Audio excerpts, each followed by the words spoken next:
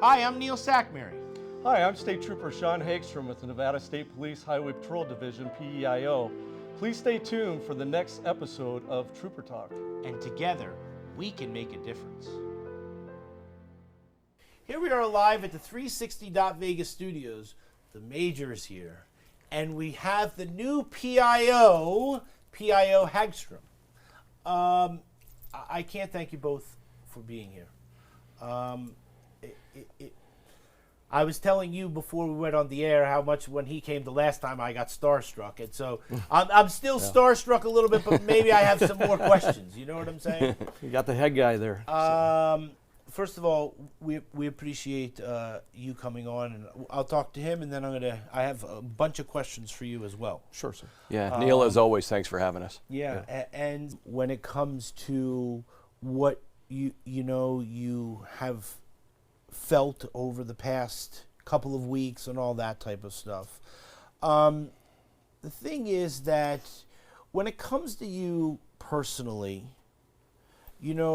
what people need to know is that you're a regular guy, right? Yep. And that you do regular things when you're not in uniform, right? So, I'm underneath this cool Superman suit that I get to put on every day. I'm just a bald father of three young adult kids who nobody takes real seriously at home. But yeah, that's one of the things, especially in the events of the last 3 to 4 weeks. You got to understand that everybody that wears the uniform and that puts on the badge is underneath a human being with their own needs, their own desires, their own sadness, their own issues. So we hire from the human race, and we pride ourselves on being able to connect emotionally with people because we do relate on that human level. But the last 3 weeks have obviously been very tough in our building. And when you lose a friend, what people have to understand is that the Nevada State Police, although they are statewide, they are a very small family.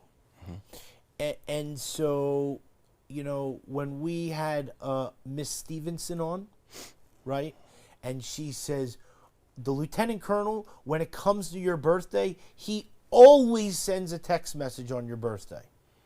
You know what I mean? Like he cares, right? When we go to the promotion ceremonies and you're always at the podium, you can see, because you're an emotional guy, that when you get the opportunity and the honor of promoting someone underneath you, like it touches you from a fatherly figure, because you truly cherish not only that moment, but you want to pass it forward. Yeah, there's a lot of pride, and I'll double down on what you said. Our lieutenant colonel does an amazing job of getting it's the simple things that a lot of people overlook. It's that the 3-sentence email, hey, I had a chance to review this arrest, very, very well done. Or when he sends out that there's not a person, sworn or civilian, in our agency that he does not send a birthday message to. And that's huge. We're a small enough agency where there's still a very much, and correct me if I'm wrong here, but there's still a very much of a family feel. My dispatchers, these are people in 20-year career. These are people that I grew up with in this industry. And the dispatchers and the front office people have always been family to us. They know my kids. They know my kids' names. There's something really unique about working for the Nevada Highway Patrol, in that we're all kind of in the same building, and we all have the same goals and desires, but we all understand that, underneath of all this stuff, we're still good, human beings and good people. And like you said about the promotions, there's nothing better, Neil, than to watch a young trooper develop and to watch them take those next steps and see their development. And in the background here, you've got Academy pictures, and you look at them and how many of those faces that I recognize are now sergeants or lieutenants, and you take a little bit of pride in the fact that you had an active part in their development, and you were able to help them get to that next level. And the pride that they see in their eyes when their family comes up and they're now a sergeant or a lieutenant, or it's a trooper that's getting a commendation or something. There's a lot of pride in that, and you can probably see it and sense it in that room. Yeah, and I want to ask you a question. I just want to tell you, so Sergeant Smacka, so one of the coolest things about the Trooper Talk is Sergeant Bracek was the PIO that became sergeant, and then Sergeant Smacka, and then Trooper Wellman went to the governor's detail. Well, Sergeant Smacka, his mother is an avid listener of this show. Everybody wave to Sergeant Smacka's mom, right? Okay. She brought me these flowers into the store. Beautiful. And so anyway, and then they have since not lived because we haven't done anything, and so we keep this stuff here.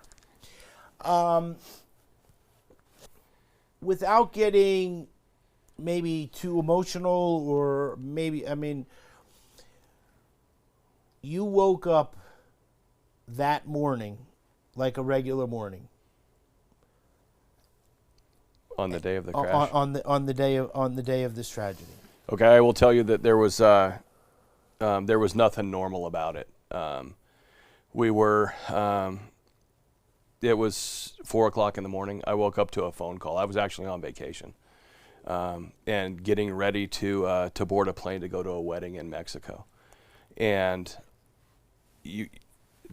I remember the sheer grief immediately when I took a phone call from Captain Munoz, who kind of told me we didn't have all the details at that point, but we had enough.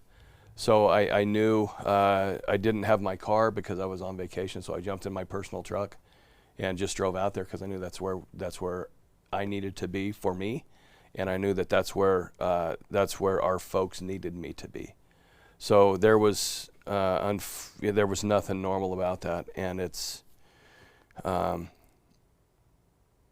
that every time your phone rings in the middle of the night, you're a little bit panicky because you know that this is a possibility. That particular phone call was the worst one that I think I've ever received. Well, we appreciate you, and what I can tell you is that everyone loves you. Thank you. Okay, and the outpouring of support that everyone gave in this particular sign of tragedy, like everyone has your back, and everyone thinks that what you did was done in the right way, and so it's really important that that I speak on behalf of.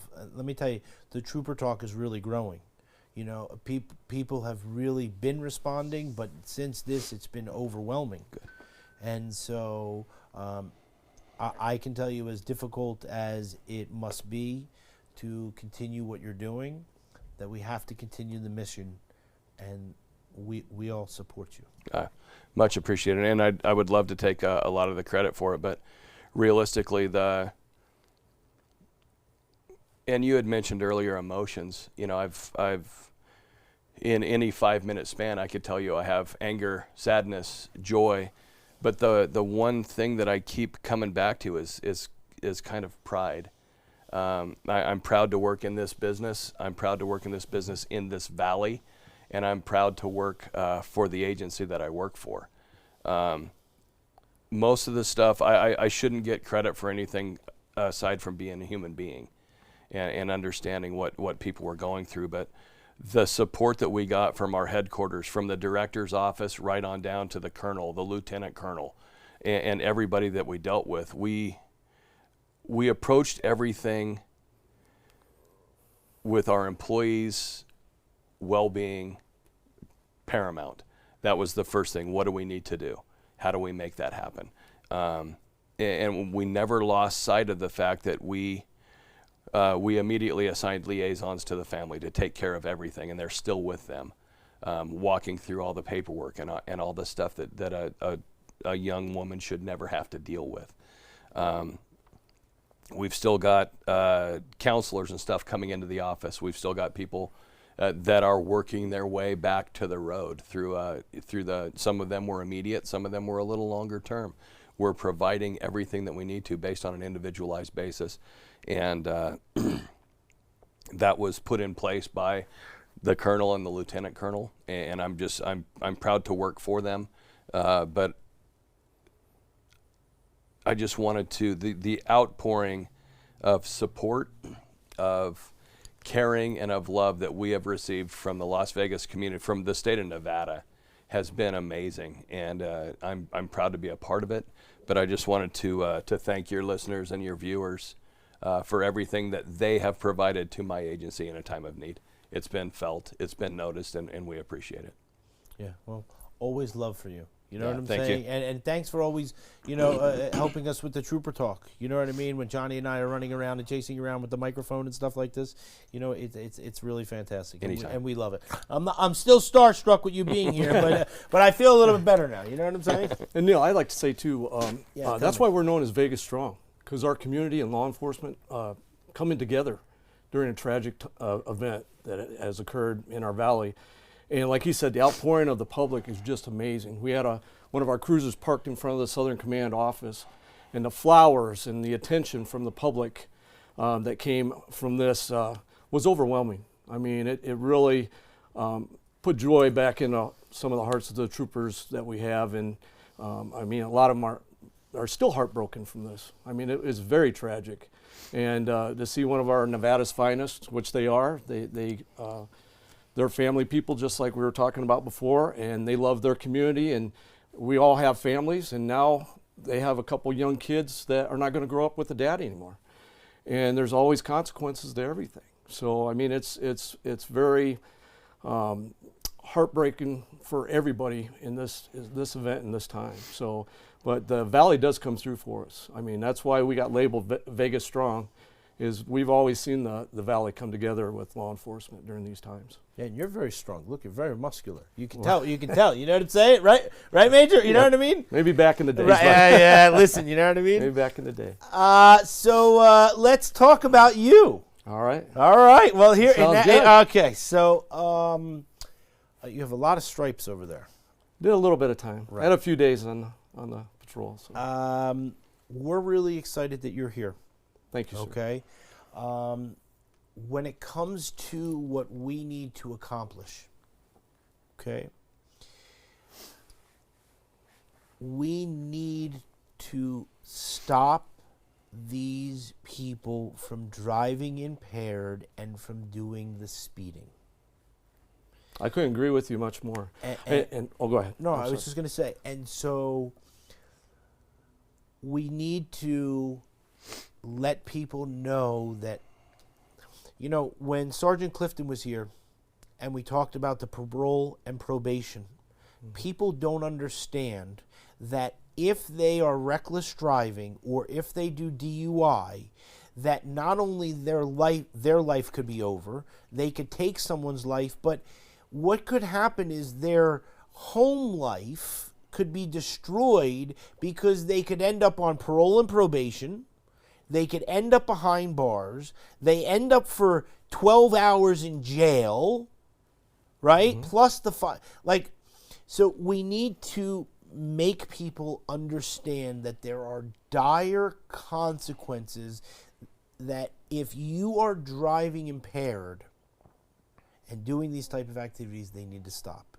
And so this is why I'm very excited to work with you, because when you came here before we went on the air, right? Yeah. I gave you a little sort of rundown and I said, okay, this is what we're going to do and talk about.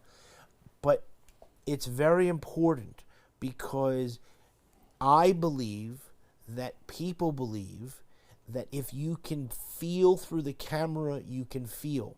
And so they need to be able to look in your eyes and see your passion like I can see, that you want to do your job and get these people off the road, and that's why you're the new PIO. Appreciate that, Neil. Hey, one thing I'd like to say to the public is nowadays there's really no excuse for driving intoxicated, and that goes as well as for marijuana and prescription drug use. Nowadays, let's say we don't want people not to have fun in the valley. You know, you can go to all kinds of entertainment. We're an entertainment capital of the world now, and we want people to have a good time. But if you start feeling different and you had too many drinks or whatever, there's no excuse for not getting a Lyft, an Uber. Or if you took your car, leave it in the garage and then have a go home with a designated driver or have somebody pick you up. I just don't understand how this is still occurring, because some people, they think, oh, I just only had a couple drinks. And I'll give you a good example. When I worked the urban area out here, you might think that you're fine and you're probably intoxicated, but there's other people out there that are also intoxicated, and I don't know how many times that they get in an accident. It's not their fault. Another drunk driver hits them, but yet both are going to jail now because you're intoxicated too. And it happens in the valley all the time. And you go from an accident, now you got 2 DUI drivers going to jail. And what people also have to understand is, do you want your name in the paper? Do you want your neighbors knowing about it? Do you want to spend like $5,000 to $10,000 to retain an attorney to start the process? And then you got higher insurance, and you got to maintain that insurance. And there's just a wealth of, I mean, not a wealth, but there's just a plethora of items that you have to go through to get done with the DUI. So why would you want to put yourself in that position? Just to get back to zero. Yeah. You know what I mean? Like, just to get back to like some form of normalcy. Mm-hmm.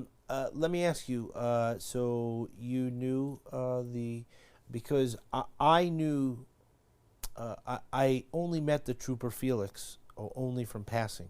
Mm-hmm. But the trooper Abate was always on the trooper talk. Okay.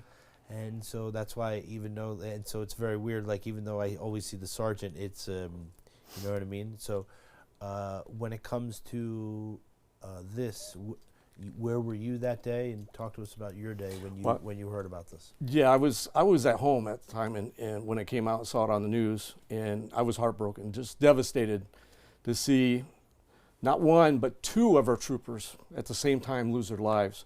I knew Trooper Abate for about 10 years. And also Felix, I just knew him from passing because he was a newer troop.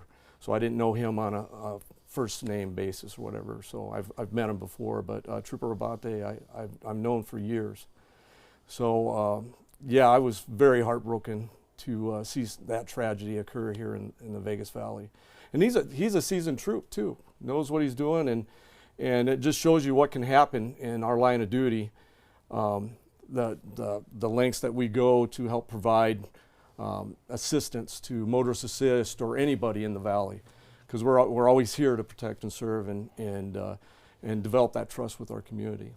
Well, it's fantastic that you're here. Major, thank you very, very much for coming. Now we're going to get to the different part of Trooper Talk. Okay. So my question is,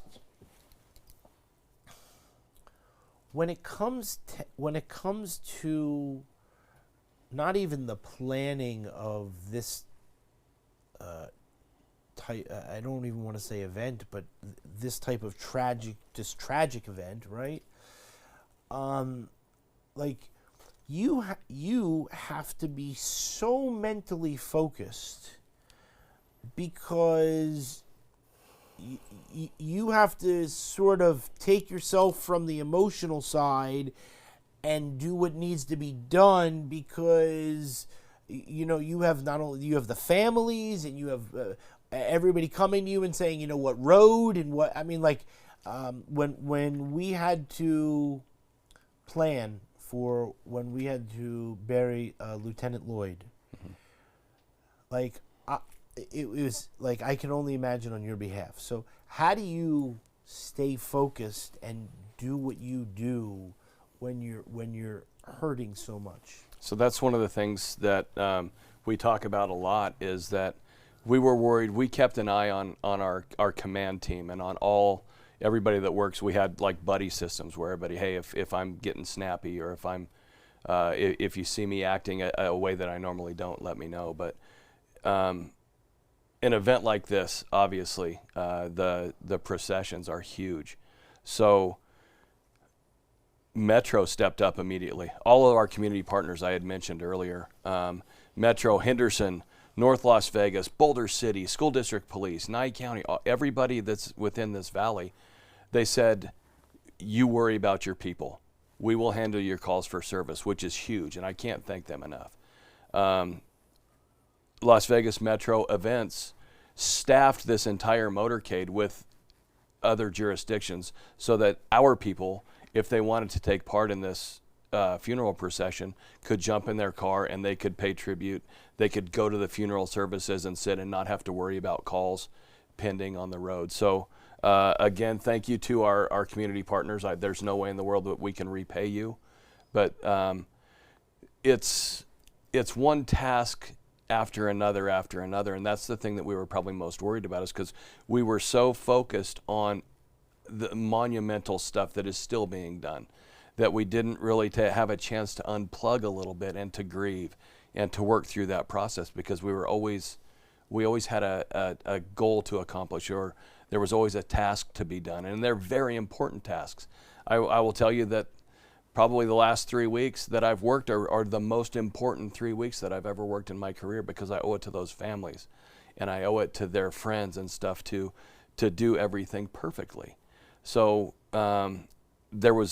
it's real easy to focus on this and to put the emotions aside, and that's what we're most concerned about, is the people that were kind of burying those emotions. So now now that things are starting to slow down a little bit, now is when I start to feel it, at least, because I don't have a task immediately in front of me.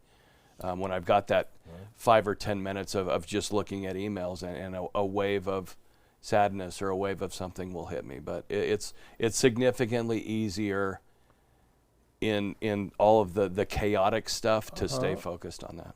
Gentlemen, thank you again. Neil, thank I you. greatly appreciate it. Appreciate it. All right, so now we're going to face this camera right All here. right. All right, and then this one, now we're just going to wave and say Thanks see you for later. having us. See you later. All right.